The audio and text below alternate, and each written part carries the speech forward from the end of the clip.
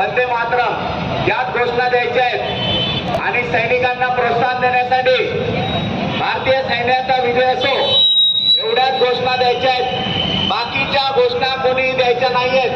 माईकवर ज्या घोषणा दिल्या जातील